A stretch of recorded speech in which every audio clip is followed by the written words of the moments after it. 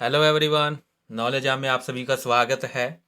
इस वीडियो के अंदर हम आपके लिए लेके आए हैं कंपनी लॉ में शेयर एंड स्टॉक्स का टॉपिक लेके आए हैं, जिसमें कि हम आपका जो शेयर है उसके टॉपिक को हम कंप्लीट करेंगे और उसके बाद जो स्टॉक है उसके मीनिंग को हम आपके सामने क्लियर करेंगे, उसके क्या क्या फीचर्स हैं।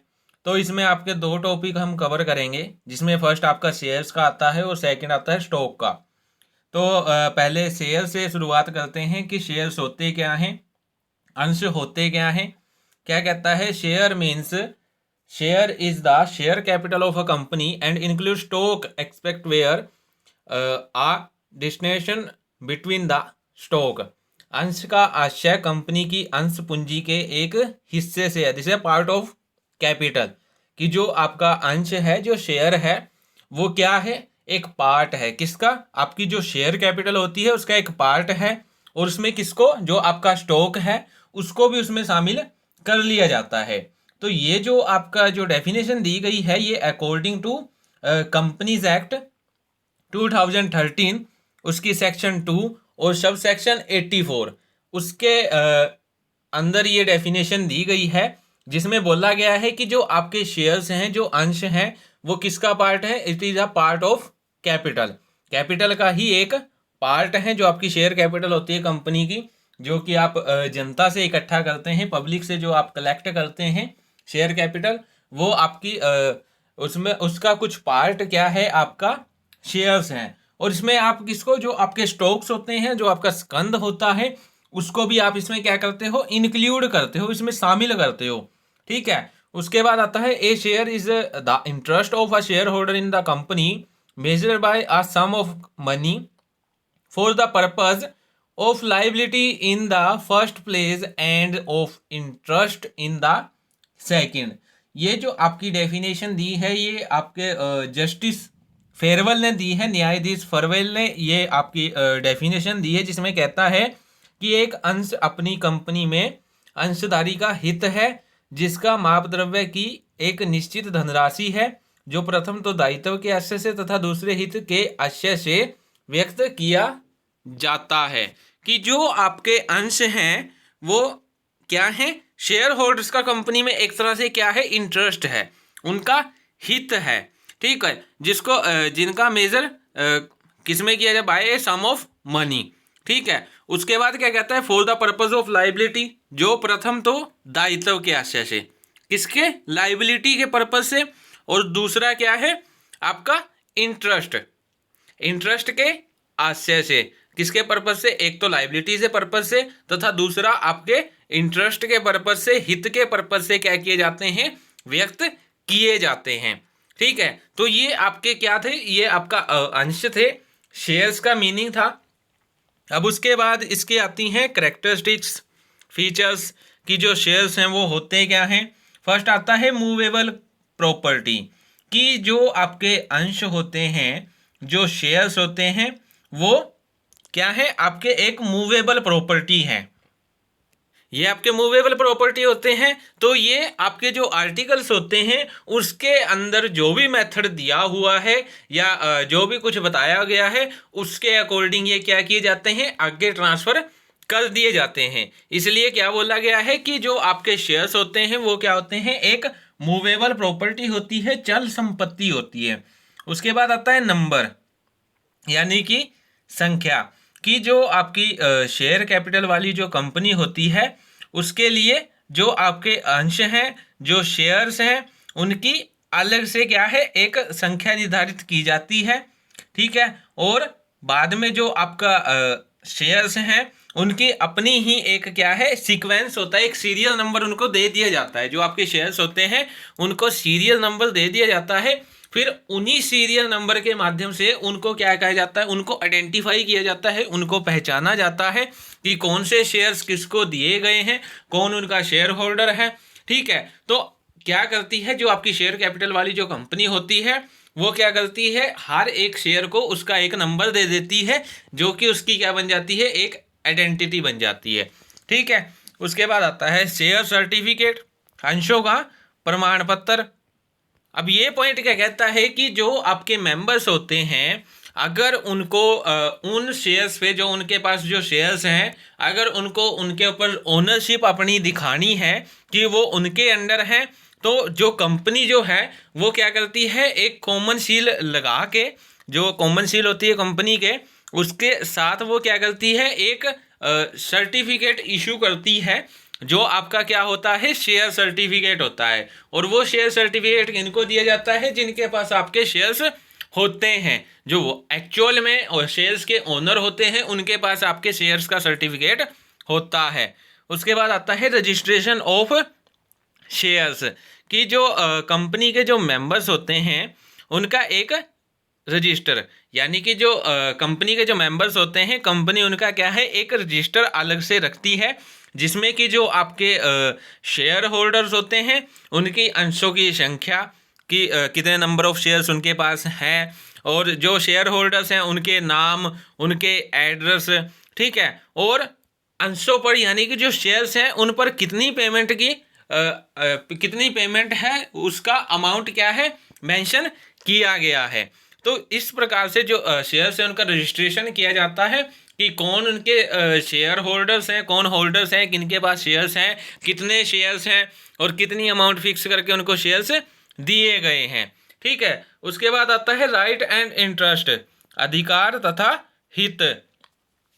अब ये पॉइंट क्या कहता है कि जो आपके शेयर्स हैं, जिसके पास आपके शेयर्स हैं, जो आपके शेयर होल्डर्स हैं, इट मीन्स उनको क्या मान लिया जाता है कि उनका कंपनी के अंदर कुछ उनको भी कंपनी के अंदर कुछ राइट दे दिए गए हैं, उनका कंपनी के अंदर कुछ इंटरेस्ट है, उनको कुछ रिस्पॉन्सिबिलिटीज भी दी गई है। ठीक है, तो ये पॉइंट क्या कहता है कि शेयर्स के साथ साथ उनको राइट भी कुछ दिए जाते हैं, उनका एक इंटरेस्ट कंपनी के अंदर बन जाता है। उसके बाद आता है पैसिव प्रॉपर्टी, कि जो आपके शेयर्स हैं वो आपके एक पैसिव प्रॉपर्टी का क्या है, सिंबल है। ठीक है, एक चिन्ह है जो आपके शेयर्स होते हैं, और जो आपकी पैसिव प्रॉपर्टी होती है वो आपके जो कंपनी होती है उसके कंट्रोल में होती है। पैसिव प्रॉपर्टी जो होती है वो कंपनी का कंट्रोल में होती है, और जो शेयर्स होते हैं वो आपके पैसिव प्रॉपर्टी के एक तरह से क्या होते हैं, सिंबल्स होते हैं। उसके बाद आपका आता है टाइप्स ऑफ शेयर्स, ये आपका मोस्ट इम्पोर्टेंट टॉपिक है, टाइप्स ऑफ शेयर्स, जिसमें फर्स्ट आता है इक्विटी शेयर। इक्विटी शेयर्स यानी कि जो आपके नॉर्मल शेयर्स होते हैं, लेकिन according to company act 2030 section 43 क्या कहती है कि जो आपके इक्विटी शेयर्स होते हैं वो क्या है, कंपनी के स्वामी माने जाते हैं, कंपनी के ओनर होते हैं, लेकिन वो आपके प्रेफरेंस शेयर्स नहीं होते हैं, और इनको क्या है, इनको लाभों में से हिस्सा जो आपके प्रेफरेंस शेयर्स होते हैं उनके बाद दिया जाता है। लेकिन ये जो शेयर्स होते हैं ये अंश पूंजी वाली जो कंपनी होती है, शेयर कैपिटल वाली जो कंपनी होती है, उसकी अंश पूंजी में, उसकी शेयर कैपिटल में जो आपके इक्विटी शेयर्स होते हैं उनका पार्टिसिपेशन सबसे ज़्यादा होता है। ठीक है, जो आपके प्रेफरेंस शेयर्स होते हैं उनकी एक फिक्स जो डिविडेंड की जो रेट होती है वो उनको दी जाती है, फिक्स अमाउंट उनको दे दी जाती है। उसके बाद जो लाभों जो प्रॉफिट बचता है, प्रेफरेंस शेयर्स को देने के बाद जो प्रॉफिट बचता है उस पर पूरा जो राइट होता है वो सारा किसका होता है, आपके इक्विटी शेयर्स का होता है। अब उसके बाद आता है आपके पूर्व अधिकार अंश आते हैं, जिन्हें हम प्रेफरेंस शेयर्स कहते हैं। प्रेफरेंस शेयर्स कौन होते हैं, जिनको जो आपका डिविडेंड होता है वो इक्विटी शेयर से पहले दिया जाता है, और जब कंपनी का समापन होता है, डिसोल्यूशन होता है जब कंपनी का, तब भी उन्हें जो रिटर्न किया जाता है, जो कैपिटल जो रिटर्न की जाती है वो आपकी इक्विटी शेयर से पहले की जाती है। आगे जो आपके प्रेफरेंस शेयर्स हैं इसके कुछ टाइप आते हैं। फर्स्ट आता है नॉन क्यूमुलेटिव प्रेफरेंस शेयर्स, असंचयी पूर्व अधिकार अंश। तो ये पॉइंट क्या कहता है कि ये जो आपके शेयर्स होते हैं इनको क्या है, सबसे पहले डिविडेंड दिया जाता है जो भी आपकी फिक्स अमाउंट होती है, लेकिन जो डिविडेंड दिया जाएगा वो सिर्फ उसी साल दिया जाएगा जिस ईयर जो आपकी कंपनी है उसको प्रॉफिट हुआ है। अगर बाई चांस आपकी जो कंपनी है उसको प्रॉफिट नहीं हुआ है तो उनको डिविडेंड नहीं दिया जाएगा, और ये भी मानकर उनके जो डिविडेंड हैं उनको पेंडिंग नहीं रखा जाएगा कि अगले वर्ष उनको दे दिया जाएगा। तो वो आपके नॉन क्यूमुलेटिव होते हैं। और जो क्यूमुलेटिव होते हैं उनको क्या है, उनको अगर बाई चांस कंपनी को लॉस हो जाता है, कंपनी को प्रॉफिट नहीं होता है, तो उस साल उनको डिविडेंड नहीं दिया जाता। लेकिन इसका मतलब ये नहीं है कि उनको डिविडेंड मिलेगा ही नहीं। अगर अगले साल कंपनी को प्रॉफिट होता है तो उनको जो उनका डिविडेंड बनता है उसका पूरे का क्या करना पड़ेगा, पेमेंट करनी पड़ेगी। उसके बाद आता है कन्वर्टेबल प्रेफरेंस शेयर, यानी कि परिवर्तनीय पूर्व अधिकार अंश। ये ऐसे शेयर्स होते हैं जिनको ये राइट होता है कि वो जो उनके शेयर्स होते हैं वो एक निश्चित यानी कि फिक्स टाइम पीरियड के अंदर या एक निश्चित डेट तक जो आपके साधारण अंश हैं, नॉर्मल जो शेयर्स हैं, उनमें क्या है बदल सकते हैं। लेकिन जो आपके नॉन कन्वर्टेबल जो प्रेफरेंस शेयर्स होते हैं उनको ये राइट नहीं दिया जाता कि वो एक निश्चित समय के अंदर या एक फिक्स टाइम पीरियड के अंदर खुद को कन्वर्ट करवा सके, जो शेयर्स हैं उनको कन्वर्ट करवा सकें। तो ये आपके कन्वर्टेबल और नॉन कन्वर्टेबल था। अब उसके बाद आता है रिडीमेबल प्रेफरेंस शेयर, यानी कि शोध्य पूर्व अधिकार अंश। ये वो प्रेफरेंस शेयर होते हैं जिनका एक फिक्स टाइम पीरियड के बाद पेमेंट कर दी जाती है। एक टाइम इनका फिक्स होता है, उसके बाद इनकी पेमेंट कर दी जाती है। लेकिन जो आपके इररिडीमेबल होते हैं, इररिडीमेबल जो आपके प्रेफरेंस शेयर्स होते हैं, अशोध्य पूर्व अधिकार अंश जो होते हैं, इन ये जो शेयर्स हैं इनको एक फिक्स टाइम पीरियड के बाद भी क्या है भुगतान नहीं किया जाता, इनकी पेमेंट नहीं की जाती। ठीक है। उसके बाद आता है पार्टिसिपेटिंग प्रेफरेंस शेयर, भाग्ययुक्त पूर्व अधिकार अंश। ये वो शेयर्स होते हैं। तो ये पॉइंट क्या कहता है कि जो आपके प्रेफरेंस शेयर्स होते हैं ये वो शेयर्स होते हैं जिनको अगर उनकी फिक्स अमाउंट दे दी जाती है, उसके बाद भी सारी पेमेंट्स करने के बाद अगर प्रॉफिट का कुछ पार्ट बच जाता है, जिसे अतिरिक्त भाग कहते हैं, अगर उसके बाद भी कोई प्रॉफिट बच जाता है तो उस प्रॉफिट में भी पार्ट लेने का जो अधिकार है वो किसको है, आपके जो भाग्ययुक्त पूर्व अधिकार अंशों को, पार्टिसिपेटिंग प्रेफरेंस शेयर्स को। और उसके बाद जो आपके आते हैं नॉन पार्टिसिपेटिंग प्रेफरेंस शेयर्स, यानी कि ऐसे शेयर्स जिनको अगर अतिरिक्त लाभ बच भी जाता है, सारी पेमेंट्स करने के बाद भी प्रॉफिट बच जाता है, तो उनको उसमें पार्ट लेने का कोई अधिकार नहीं होता। ठीक है। उसके बाद आता है गारंटीड प्रेफरेंस शेयर्स, यानी कि वे शेयर्स जिन पर क्या है गारंटी दी जाती है कि उन्हें एक फिक्स टाइम पीरियड के अंदर एक फिक्स रेट पे क्या है आपका डिविडेंड मिलता रहेगा। ठीक है। तो ये आपके कुछ टाइप्स थे प्रेफरेंस शेयर्स के, जिसमें हमने फर्स्ट पढ़ा नॉन क्यूमुलेटिव, उसके बाद क्यूमुलेटिव को हमने डिस्कस किया। ठीक है। उसके बाद कन्वर्टेबल, जिसको अंशों में कन्वर्ट किया जा सकता है, शेयर्स में कन्वर्ट कर सकते हैं। नॉन कन्वर्टेबल, जिनको शेयर्स में कन्वर्ट नहीं कर सकते। रिडीमेबल, यानी कि फिक्स टाइम पीरियड के अंदर उनको पेमेंट कर दी जाती है। इररिडीमेबल, जिनको पेमेंट नहीं की जाती। उसके बाद पार्टिसिपेटिंग प्रेफरेंस शेयर, जिनको क्या है अतिरिक्त लाभों में से हिस्सा दे दिया जाता है, उनको पार्ट दे दिया जाता है। नॉन पार्टिसिपेटिंग, जिनको अतिरिक्त लाभों में से पार्ट हिस्सा नहीं दिया जाता। उसके बाद गारंटीड प्रेफरेंस शेयर्स, यानी कि जिनका टाइम भी फिक्स होता है और रेट भी फिक्स होते हैं, उनको ये गारंटी दी जाती है। ठीक है। तो ये आपके कुछ टाइप्स ऑफ शेयर्स थे। अब उसके बाद आता है स्टॉक। मीनिंग ऑफ स्टॉक, कि जो आपका स्टॉक है वो होता क्या है। स्टॉक यानी कि सुगंध का आशय। Stock refer to the pool amount of paid up shares which can then be divided into smaller pieces of any amount so that any amount of the share can be transferred to others। यानी कि जो आपका stock होता है उसका क्या, उससे आशय ऐसी जो आपकी पेड अप शेयर्स से है, यानी कि पेड अप शेयर से जो अमाउंट इकट्ठा की गई है, जो कलेक्ट की गई है, उसके बाद उसके क्या किए जाते हैं, छोटे छोटे टुकड़े किए जाते हैं, उसको छोटे छोटे पार्ट्स में क्या कर दिया जाता है, डिवाइड किया जाता है, ताकि उसको आसानी से क्या किया जा सके, डिस्ट्रीब्यूट किया जा सके। और उसके बाद क्या है, अंश की किसी भी रकम को दूसरों को हस्तांतरित किया जा सके। उसके बाद जो आपने छोटे छोटे जो पीस बनाए हैं स्टॉक के, अमाउंट के जो छोटे छोटे पीस बनाए हैं, ताकि उनको किसी दूसरे पर्सन को आसानी से क्या किया जा सके, ट्रांसफ़र किया जा सके। तो ये आपका स्टॉक था, जिसमें क्या है, हम जो शेयर से जो अमाउंट जो कलेक्ट की है, जो पेड अप कैपिटल है, उसको हम क्या करते हैं, छोटे छोटे पार्ट्स में डिवाइड कर देते हैं। और इसलिए डिवाइड करते हैं ताकि उनको किसी थर्ड पर्सन को क्या कर दिया जा सके, आसानी से ट्रांसफ़र किया जा सके।